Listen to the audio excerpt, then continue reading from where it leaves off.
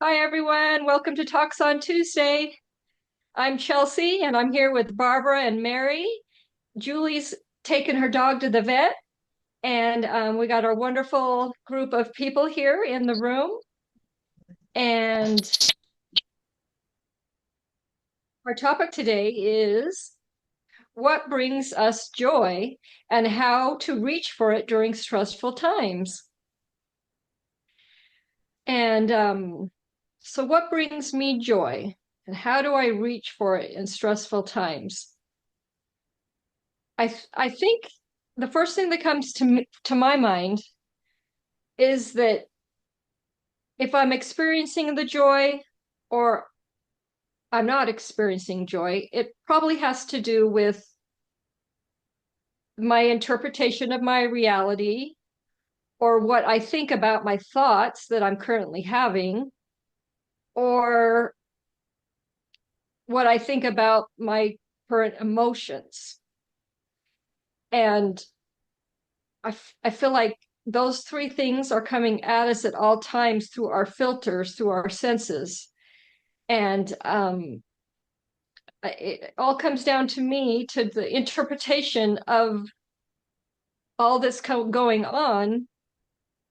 And if I can interpret it in a more peaceful, joyful way, or if I'm getting caught off guard and it really, strikes a chord. But um, what about you, Barbara? Originally, you brought this topic, and um, there's always a neat way that you tie things in. I was wondering what's going on with you and why this topic today. Oh, well, thanks, Charles. Hi, everybody. Yeah, there's just been a lot going on in my life lately. I've been busy. It seems like I go through waves, but this is a busy wave. And I was noticing, so I'm in this art group, and we put on two shows last week. We have a reception tomorrow, or I'm sorry, Thursday, and a lot of other things going on with that, including like projecting out for the future shows, writing the prospectuses, things like that. Um, and then I also work as a court-appointed advocate for kids in foster care, and we have a court hearing that's coming up, and there's a lot going on with that case. And then a couple other things, not even including all the political drama that I've been avoiding. So, but I noticed the other day I was just ruminating on one of these items, and it's like, wait a second, I just need to stop thinking about this. And then a few minutes later, I found myself ruminating on another of those subjects, and not in a real positive way. And then it's like, wait a second, oh my gosh, what's happening? I felt like I was in this kind of like spiral, this negative spiral. It's so easy to get into, and that's not normally where I am, but. And then it's like, okay, let's just, like you were talking about, Chelsea, just sit back and observe and think about what's really happening. And remember to be grateful and appreciative. I happened to be laying in bed when I was doing some of this, and it's like here I am in this really cozy bed with this really soft pillow and this really nice warm blanket, and I am so lucky to be where I'm at, and I have two great cats and a husband who I love and loves me and supports me, and I have so much good things going on, and I need to kind of start reframing and focusing on that. And so that's what I've been doing the last couple of days. But for me, it's really the hardest thing is to remember that. So often it's just natural for me to do that, but I found that just maybe the overwhelm or whatever that's been going on the last few weeks with all these little projects, it's easy to get weighed down and forget. So I'm just glad that I remembered. Yeah, and I love what you said, Barbara, about that. And it, you know, if we were watching the movie of our life and we went from happy scene to happy scene, and we I mean, sometimes it takes a little bit of distance and the perceived time to pass, but there's a reason why it's not. moment of joy to moment of joy all the time. There's little things, little nuggets of stuff to learn and to slow down for and to redirect. Welcome, Cecilia. Go ahead, Mary. Yeah, I completely agree with both of you. And for me, like both of you, it's a matter of remembering that I could see this a different way. Um, no matter if I get angry or frustrated, I have to remember to stop and refocus, readjust, go into the frequencies, the reconnective healing frequencies, or even just to pay attention that in our field of awareness, there's always something light. Right now, there are some birds singing outside my window here, and just taking the time to hear that is uplifting. And the gifts are always coming at us. Um, we just have to pay attention.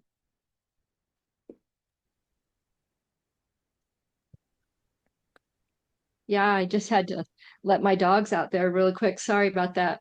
But um that was wonderful, Mary. Um just to recap on our topic, in case you're just joining us, it's what brings us joy and how we reach towards that during stressful times. Go ahead, Drin. I guess for whatever reason, this is making me think of an experience I had just this morning. Sometimes a living being, and this morning it was the birds, they just take me to tears. And it's because I am acutely aware of the balance that is being maintained between total vulnerability and just total badassness. And just contemplating that brings me joy. So at first I was just emotionally moved, but really they were tears of joy. And I just want to throw out that term that we like to play around with in this group, which is illogical joy and illogical happiness. And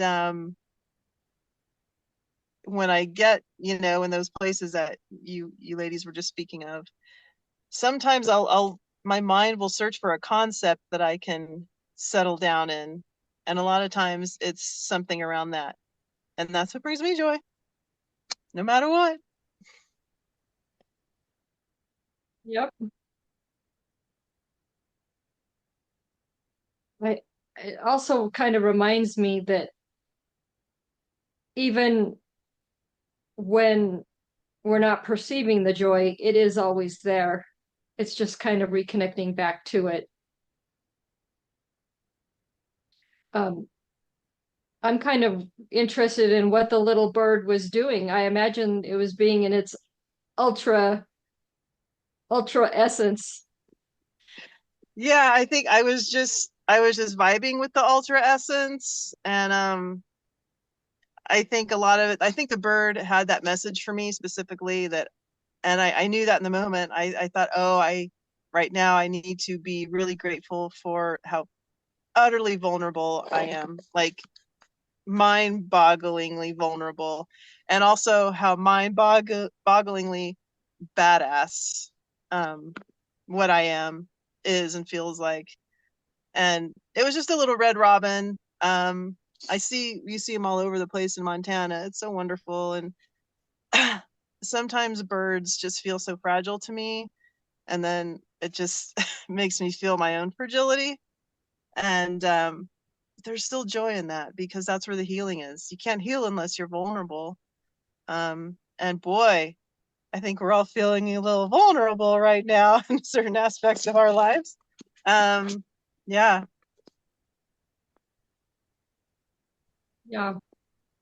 And it's so interesting how birds, butterflies, all it's a fly in, it's a fly out. It's like a little visitation. It is. Cecilia, go ahead. Welcome. Hi. Well, I just wanted to share that I just recently got to share my joy in a big way, because my joy in sharing reconnective healing and sharing the work. And I got to be one of the lead instructors in a program recently. And I was just so filled with light and love and receiving information to help guide the programs. And it was all wonderful and well received. But then there were some questions or comments that were made that showed me that not everybody's at that level where I was flying. And their comments helped me to remember that I need to speak with everybody at the place where they're at. And so this person identifying excitement and focus and joy as anxiety is like, that's not it at all. But that's where they were. That's what they were feeling. So I had to shift how I communicated with this person to be where they were vibing. So I could communicate and they could hear me differently because I was flying and they got it as something completely foreign to them. And so I think we need to stop and take a breath and take a step back and reintegrate. I can communicate differently. I can communicate with you and help to share in a way that possibly you can hear differently. So it was interesting, but that's where I go. And that's what I was reaching for. It's like going, wow, instead of being challenged or affronted by this person's perception of who I am, I accepted that that's where they were. And so I understood I need to communicate differently with this person. So it was interesting. Wow. It and it's the kind of like when we were together on Solomon last week, and I think it was Lynn that kind of shared a title of a book. I know Mary wasn't there, so I'll repeat it. I think she was talking about the title of the book. What you think about me is none of my business. Yes, it's a great title. It's a great knowing. What you And think of me is none of my business. Right. it reminds me of your story a little, Cecilia, but you didn't take it as an injury or a knock to, your joy. Your joy was still your joy in what you were doing, but it was just a little pebble of something you could learn. Right. But I could see the thing is when it was spoken, when it was said in such a way that meant to slow me down, bring me down, kind of thing. It's like, this is what I'm seeing you as, kind of a thing. It's like going, wow, that's not it at all. But I now Oh. understand how I can communicate with you differently. I do. Mhm. But it was meant to undermine what was Mhm. going on. So Yeah, I could become defensive or I could step back and say, oh, hold on, and take another look at the situation. yeah. I recently had an experience similar to that also. Go ahead, Barbara, and then I think Anka wanted to share after Barbara. Oop, you're on mute. Sorry.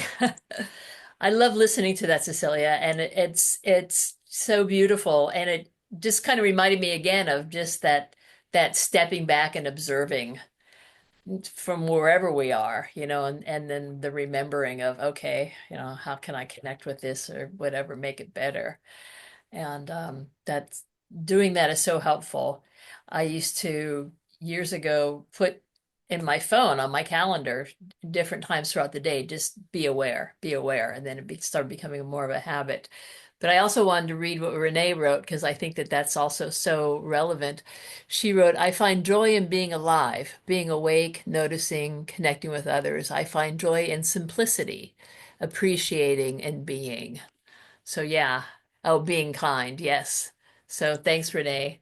She's still having trouble with her volume or whatever, the microphone, but yeah, that's beautiful. And those are nice ways to again just kind of connect with the joy. So okay, Anka, you want to? Oh, wait, I'll add one more thing that Renee said. A very wise person once said, don't allow anyone to steal your joy. Yep, totally, totally. Find your bliss.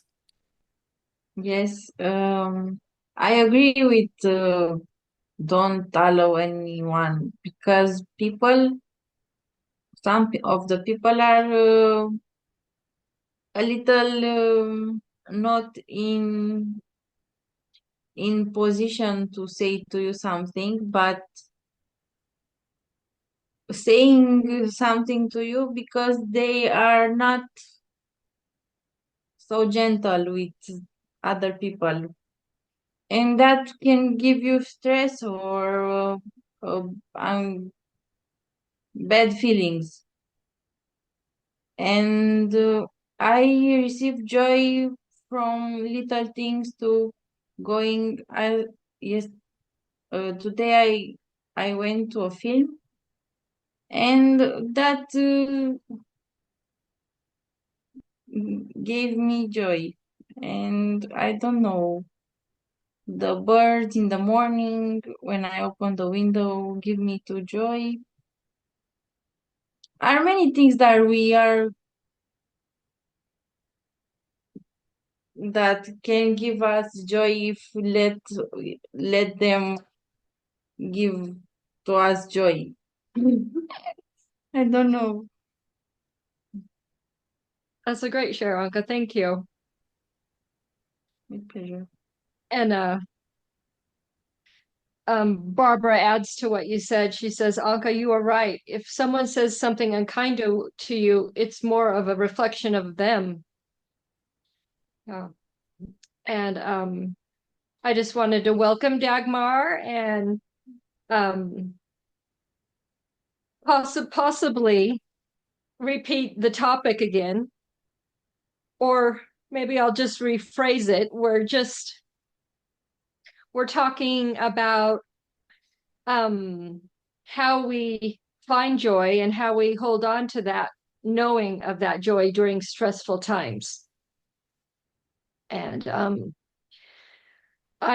Dagmar I met in Virginia Beach, and she carries her joy 5 feet off the top of her head, standing going. So um, it definitely shows, and it nobody can miss it. Go ahead, Mary. Yeah, just in listening to all of this, especially when Anka was saying about when somebody could be unkind or if we see a headline that enrages us, to go back to what Solomon says that wherever you are, there's a healing that can take place. And it's not just that we need to find our joy, but we need to realize that someone is wounded. When they are unkind to us, it's because they are hurting themselves. So we have a mission here, I think, to look for those moments when we can be part of a healing. And it's not up to us what that healing is, of course. We can't determine that, but we know through reconnective healing that whatever's appropriate will be what happens. And that's joyful. Yeah. I love that point, Mary. There comes a point where our vessel's full, and it can't really ever really be drained by just what's going on in life anymore. That's the healing we've already reached inside ourselves, and then comes part two where somebody is unkind to us in another situation, but we have already grown a little bit, and we can still stand and not be off balance, and then see the healing that maybe we can spread or give in a lot of ways, maybe just by smiling back. It doesn't even really have to be a confrontation, but I think that's just the ripple effect. Let's go to Doreen first, and then Barbara. I actually just lost what I was going to say. So Barbara, you go ahead and it'll come back to me. Okay. Well, I picked up on something that Mary was talking about as far as Solomon, and I love that, Mary, and I agree with you. And it made me think of something else from Solomon that I often ponder, especially during times that are stressful. And I can't quote it verbatim, but basically, it's like there are millions of options and potentials always. And I sit there and feel like caught up in something. It's like, wait a second, there are so many options. And they're unlimited. I don't have to worry about how I'm going to work through this. It's going to happen, and if I just like step back and allow. And that I find that really helpful. So Thank you, Yeah. Barbara. I remembered what I was going to say. I've been experiencing people that are unkind over the last couple of years as well. People that I thought I was friends with. And what I just realized just now, and the way I want to articulate it, is these are people that felt in order to be kind to themselves, they needed to be unkind to me. And I think going forward, the faster I can recognize that that's how they process, the quicker I'm going to walk away, because for me, that's the healing. For me, it's to give them all the space they need to figure out that you don't have to be unkind to somebody else in order to experience kindness or boundaries or whatever for yourself. Yeah. And and I just see your heart, and just the allowing of what is unfolding, and I can just feel your heart sending back to them in their space, and it's beautiful. Thank you. And they don't see it, is what's hard for me, is they don't, and maybe some years later, maybe in another lifetime or 2 lifetimes, they'll see. I try to hope that they'll see that my heart is open, even though this isn't happening anymore. There's no more relationship because of how this person is processing. But you can't, they aren't always going to get it right away. They're going to, I think that's a pretty common thing, to feel like in order to be good to yourself, you've got to be mean to somebody else and nasty. Yeah. And I've had some instances in my life where I've kind of made some space for people, and I just had some weird thoughts lately, and maybe Doreen will understand this. It's like, in my letting go, does that person just disappear and poof, and they don't even really exist anymore? Like, because my awareness isn't there, and I'm not worried, or it's just kind of like a true, like, just let go. I just kind of have these weird thoughts lately, like, do they even exist anymore? but I have to trust that. But then I'm like, oh, but no, you're thinking of them, so you know they're there. But Yeah, I think they do exist. That's a very interesting experience, Chelsea. Thank you for bringing that up, because of course, these encounters are fairly dramatic in some cases. And so it kind of keeps coming back into my memory, because I want to make sure I'm learning everything I can. So, yeah, I think they exist, but only in like more of a teaching role is how I see it. So I make sure that I learn what I need to learn. yeah, and I'm gonna go to you, Cecilia, in just 1 second. But what was it? It was on the tip of my thought as Doreen was talking. A lot of times during those just back and forth, let go, I'm gonna let it be, and let my love just, go to you, even though we're not one-on-one anymore. Um, a lot of that I have to stop, and I've stopped, and I've realized, yes, Chelsea, your heart is a little broken there. And even though I've kind of done the whatever, yes, your heart was still a little broken there. And then I just love that. I just love myself and love that. And realize that. But go ahead, Cecilia. I just wanted to add that like you have said, although I've heard in this conversation that they wouldn't be acting in this way if they weren't wounded themselves, if they weren't hurt themselves. So love them as well. Find compassion for them and love yourself, absolutely. And recognize the love that you have for yourself, but give them love as well, because that's what they're needing right now. They're needing to feel worthy, and because their lack of self-worth is what's bringing forth this feeling that I have to put you down in order for me to step up. I'm going to step on you. So give them understanding and compassion and love, and go on your way. You don't have to stay there. You can move on and say, I love you, and off you go. And then they still exist, but they're going to have a shift in that, maybe today, maybe tomorrow, maybe in a year from now. But that your compassion for them will be felt. How about that? Yeah. Thanks, Cecilia. And Barbara says in the chat, she says, Chelsea, I love that thought. I've wondered that about even sleeping. If I'm totally in pure consciousness, am I even here physically, or does my waking or someone looking at me bring me back into physical appearance? Yeah. Well,